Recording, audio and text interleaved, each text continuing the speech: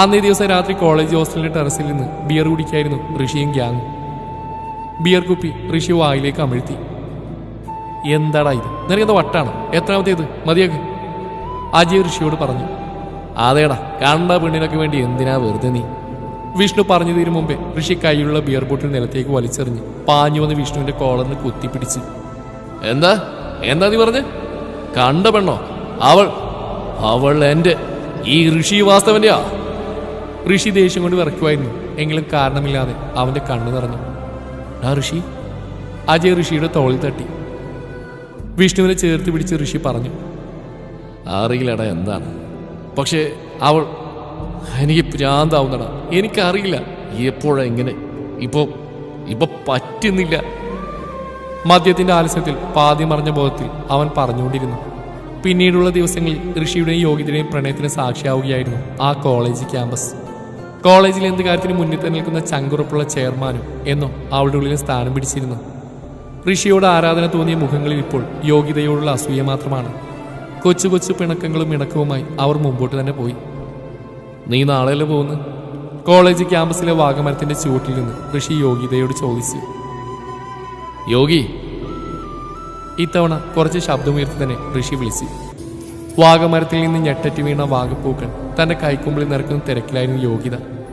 ചെറിയൊരു പുഞ്ചിരിയോടെ കണ്ണു ചിമ്മി കാണിച്ച് അവൾ ഋഷിയുടെ അടുത്തേക്ക് വന്നു. എന്തിനാണ് ഋഷിയേട്ടാ ഇങ്ങനെ ചൂടാവുന്നത്? ഞാൻ പെട്ടെന്ന് വരും. കയ്യിൽ നിറച്ച വാഗപ്പൂക്കൾ ഋഷിക്കരികിലേക്ക് വെച്ച് അവൾ അവന്റെ മുഖം തന്റെ കൈക്കുള്ളിലാക്കി. നിറഞ്ഞു നിൽക്കുന്ന അവന്റെ കണ്ണുകളിൽ അവൾ മൃദുവായി ചുംബിച്ചു. അവൻ ഇരുകണ്ണുകളും നിറുകെ അടച്ചു. അവനിൽ നിന്ന് അകലാൻ നിന്ന യോഗിയെ ഋഷി തന്നെ നെഞ്ചിലേക്ക് വലിച്ചിട്ടു. ഋഷി. യോഗി കൊതിരിമാറാൻ ശ്രമിച്ചു. എന്താടി? ഋഷി വീട്ടിൽ ആരെങ്കിലും കാണും. തെല്ലൊരു പരിഭ്രമത്തോടെ അവൾ പറഞ്ഞു. കണ്ട എന്താ ഇപ്പൊ? നീ എന്റെ പെണ്ണ, ഈ ഋഷി വാസ്തവിന്റെ. അടങ്ങിയിരിക്കുവണ്ണേ. അവളുടെ ഇടുപ്പിലൂടെ കൈയിട്ട് ഋഷി അവളെ തന്നോട് ചേർത്ത് പിടിച്ചു. അവന്റെ രോമാവൃതമായ നെഞ്ചിൽ അവൾ കുറുകി കിടന്നു. യോഗി. ഋഷി തന്നോട് ചേർത്ത് പിടിച്ചുകൊണ്ട് വിളിച്ചു. പോവണമെന്ന് നിർബന്ധമാണോടാ? യോഗി അവനിൽ നിന്ന് അകന്നു മാറി അവനെ തന്നെ നോക്കി. എന്താ മോൻ പറഞ്ഞ്? യോഗി പുരികമുയർത്തി കപടദേഷ്യമേർത്തി ചോദിച്ചു. ഋഷി അവളെ നോക്കി പുഞ്ചിരിച്ചു. അച്ഛനെയും അമ്മയും ഒന്നിച്ച് കിട്ടാൻ എത്ര ബുദ്ധിമുട്ടാണെന്ന് എനിക്കറിയാലോ ഋഷി. രണ്ടും ജോലിക്കാരും എപ്പോഴും തിരക്കായിരിക്കും. ഒന്നിച്ചൊന്ന് കിട്ടുമ്പോൾ ഞാൻ. യോഗി നിസ്സഹായതയോടെ ഋഷിയെ നോക്കി. അയ്യേ, അതിനിപ്പോ എന്താ, എനിക്കറിയാലോ. പോയി വാ പെണ്ണേ. അവളെ നോക്കി അവൻ കണ്ണിറുക്കി. യോഗിയുടെ അച്ഛൻ ശ്രീനിവാസൻ ഹൈസ്കൂൾ അധ്യാപകനാണ്. അമ്മ മായ ഫാഷൻ ഡിസൈനർ. അച്ഛന് കുടുംബത്തോടാണ് പ്രിയമെങ്കിൽ അമ്മക്ക് പ്രൊഫഷനോടായിരുന്നു. ചെറുപ്പം മുതൽ ഒറ്റപ്പെടൽ മാത്രമായിരുന്നു അവൾ കൂട്ട്. മുത്തശ്ശിയുടെയും മുത്തശ്ശൻ്റെയും കൂടെയാണ് യോഗ്യത. ഇടയ്ക്ക് അച്ഛൻ കാണാൻ വരാറുണ്ടെങ്കിലും അമ്മയെ വല്ലപ്പോഴും മാത്രമാണ് കിട്ടുക. തിരക്കാണെങ്കിൽ പോലും തൻ്റെ മകളുടെ കാര്യം മായയും തിരക്കാറുണ്ട്. യോഗ്യതയുടെ പിടിവാശിൽ തന്നെയാണ് ഈ തവണ ട്രിപ്പ് തന്നെ പ്ലാൻ ചെയ്തിരിക്കുന്നത്. ബാഗ് എടുത്തുകൊണ്ട് അവൾ ഋഷിയോട് ചോദിച്ചു. ഞാൻ പെട്ടെന്ന് വരുണ്ട, നിന്റെ കൂടെ അല്ലാതെ എവിടെ പോകാനാണ് ഋഷിക്കുട്ട? അതും പറഞ്ഞവൾ അവന്റെ മീശയിൽ കുറുമ്പോടെ വലിച്ചു. ആ പെണ്ണേ, പോട്ടെ, ബാക്കി വന്നിട്ട് വരാം. അവൾ അവനിൽ നിന്നകന്ന് ബസ് സ്റ്റോപ്പിലേക്ക് ഓടി. യോഗ്യതയില്ലാത്ത ക്യാമ്പസ് ശ്മശാന സമാനമാണെന്ന് ഋഷിക്ക് തോന്നി. നിമിഷങ്ങൾക്ക് പോലും യുഗങ്ങളുടെ ദൈർഘ്യം. ദിവസങ്ങൾ കൊഴിഞ്ഞു വീണുകൊണ്ടിരുന്നു. തഴുകുന്ന കാറ്റിന് പോലും യോഗ്യതയുടെ ഗന്ധമുണ്ടെന്ന് അവന് തോന്നി. എപ്പോഴാ പെണ്ണേ നീയൊന്ന് വരിക? മുടി കൈകൊണ്ട് മാടി ഒതുക്കി ഋഷി മുറ്റത്തേക്ക് ഇറങ്ങി. എന്താടാ ഇവിടെ തന്നെ ഒന്ന് കയറുന്നില്ലേ? പാർക്ക് ചെയ്ത് ബൈക്കിൽ ചാരിക്കുന്ന വിഷ്ണുവിനോട് ഋഷി ചോദിച്ചു. നീ വന്നേ, അത്യാവശ്യം ഒരു സ്ഥലം വരെ പോകണം. ബൈക്ക് സ്റ്റാർട്ട് ചെയ്തുകൊണ്ട് വിഷ്ണു പറഞ്ഞു. എവിടെയൊക്കെ ഇത്ര രാവിലെ തന്നെ? എന്തു പറ്റി? നിന്റെ മുഖാകെ വല്ലാണ്ട്. സ്റ്റാർട്ട് ചെയ്ത ബൈക്കിന് പുറകിൽ കയറിക്കൊണ്ട് ഋഷി ചോദിച്ചു. വിഷ്ണു മറുപടിയൊന്നും പറയാതെ ബൈക്ക് ഓടിച്ചു. ഡാ വിഷ്ണു, എപ്പോഴാണ് യോഗി തിരിച്ചു വരിക? വിളിച്ചിട്ട് കുറച്ച് ദിവസമായി. അച്ഛൻ്റെയും അമ്മയുടെയും കൂടെ തിരക്കിലായിരിക്കും അല്ലേ? വിഷ്ണുവിനെ പുറഞ്ചാരി കണ്ണടച്ചിരുന്നുകൊണ്ട് ഋഷി പറഞ്ഞു. നിറഞ്ഞു വന്ന കണ്ണുകൾ ഋഷി കാണാതെ വിഷ്ണു തുടച്ചു. വല്ലാണ്ട് മിസ് ചെയ്യുന്നുണ്ടാ എൻ്റെ പെണ്ണിനെ. എന്തോ ഇപ്പം അവളെൻ്റെ തൊട്ടടുത്തുണ്ടെന്നാ എനിക്ക് തോന്നുന്നത്. നാസികയിലേക്ക് തുളച്ചു കയറിയ ചന്ദനത്തിരിയുടെയും കർപ്പൂരത്തിൻ്റെയും ഗന്ധമാണ് ഋഷിയുടെ കണ്ണ് തുറപ്പിച്ചത്. വിഷ്ണുവിൻ്റെ തോളിൽ നിന്നും തലയുയർത്തി അവൻ ചുറ്റും നോക്കി.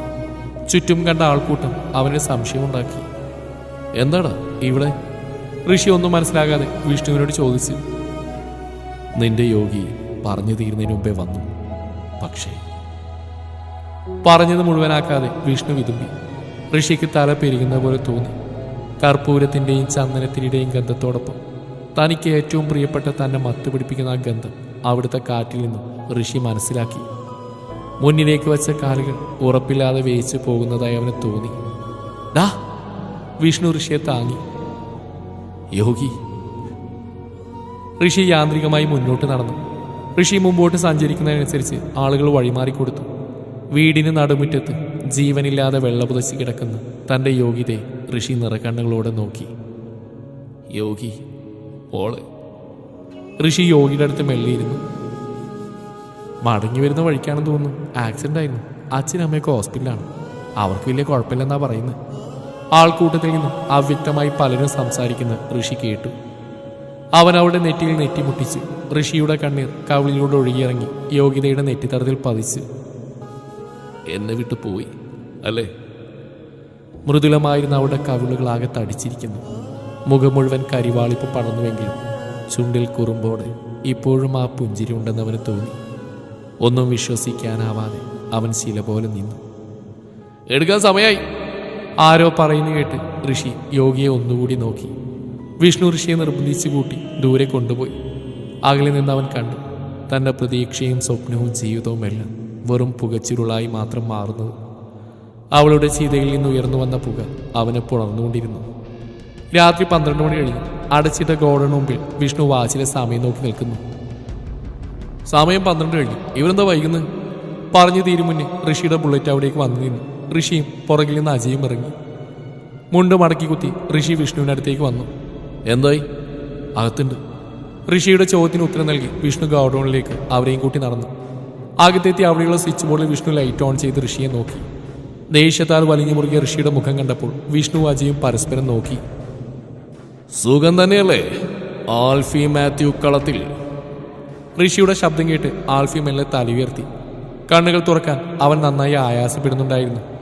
നെറ്റിയിൽ നിന്ന് ഒഴുകിയൊലിക്കുന്ന കൊഴുത്ത ചോര കൺപോളകൾക്ക് മേൽ കട്ട പിടിച്ചിരുന്നു. ഇരു കൈകളും കോൺക്രീറ്റ് ചെയ്ത കമ്പിക്കുമേൽ കെട്ടിത്തൂക്കിയിട്ടിരിക്കുകയായിരുന്നു ആൽഫിയെ. യോഗീതയുടെ വേർപാടിൽ പിന്നെ ഋഷി അധികവും വീട്ടിൽ തന്നെയായിരുന്നു. ഡാ ഋഷി. വിഷ്ണുവും പുറകെ അജയ് ഋഷിയുടെ മുറിയിലേക്ക് വന്നു. നീ എന്താ പുറത്തിറങ്ങാത്ത? അജയുടെ ചോദ്യം കേട്ടിട്ടും ഋഷി മറ്റെവിടെയൊക്കെ നോക്കിയിരുന്നു. യോഗ്യതയോർത്ത് ഇതിനുള്ളിൽ തന്നെ ഇരുന്ന് ജീവൻ തള്ളി നീക്കാനാണെങ്കിൽ ആയിക്കോ. പക്ഷേ ഒന്നുകൂടെ അറിഞ്ഞു, നീ അവൾക്ക് സംഭവിച്ചത് അത് വെറും ആക്സിഡന്റ് അല്ല. വിഷ്ണു പറഞ്ഞു കേട്ട് ഋഷി ഇരുന്നിടത്ത് ചാടി എഴുന്നേറ്റു. എന്താ എന്താ നീ പറഞ്ഞു? എന്റെ യോഗി ആരാടാ അവളെ? ഋഷിയുടെ കണ്ണ് കോപം കൊണ്ട് ജ്വലിച്ചു. അതേടാ, അവൾക്ക് സംഭവിച്ച ഒരു അപകടമല്ല, ഇത് നോക്ക്. പോക്കറ്റിൽ നിന്ന് ഫോൺ ഓൺ ചെയ്ത് അജയ് ഋഷിയുടെ കയ്യിൽ കൊടുത്തു. ഋഷി ഫോണിൽ CCTV ഫുട്ടേജ് ഓൺ ചെയ്തു.